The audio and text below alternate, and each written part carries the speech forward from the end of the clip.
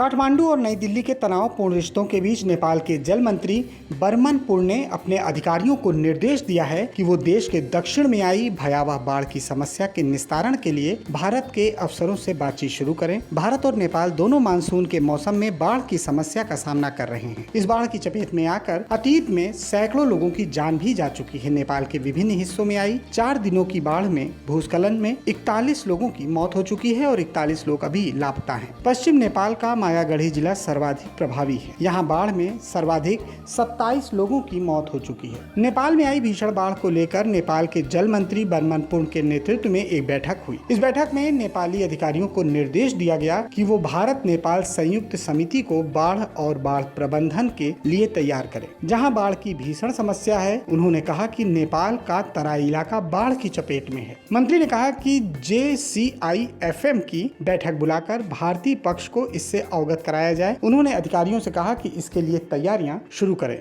इस सप्ताह की शुरुआत में नेपाल के गृह मंत्री राम बहादुर थापा ने भारत पर नेपाल के साथ संरचनाओं के निर्माण के लिए दोषी ठहराया, जिसका दावा है कि उन्होंने पानी के प्रवाह को अवरुद्ध कर दिया और परिणाम स्वरूप देश के विभिन्न स्थानों में बाढ़ आ गई। थापा ने कहा कि नेपाल सरकार ने इस समस्या के हल के लिए कुछ कूटनीतिक कदम उठाए हैं, लेकिन वो बहुत कारगर नहीं रहा। बाढ़ का बहाना बनाकर नेपाल ने भारतीय सड़कों और बांधों को लेकर आपत्ति जताई है। उन्होंने बाकायदा राजनयिक पत्र भेजकर इसका विरोध किया। उन्होंने कहा कि भारत ने नेपाल से दक्षिण की ओर बहने वाली नदियों और नदियों के प्राकृतिक प्रवाह को रोकने के लिए बांधों, तटबंधों, सड़कों और अन्य संरचनाओं का निर्माण किया। प्रतिनिधि सभा की लोक प्रशासन और सुशासन समिति की एक बैठक में नेपाल के गृह मंत्री राम बहादुर थापा ने कहा कि भारत ने सीमा के समानांतर सड़कों का निर्माण किया है, इसलिए तराई क्षेत्रों में बाढ़ आई है। फिलहाल बाढ़ आने के कारण नेपाल अब बैकफुट पर है। सबको पता है कि नेपाल चाइना की शह पर भारत के खिलाफ लगातार बयानबाजी और काम कर रहा है। देखना यह होगा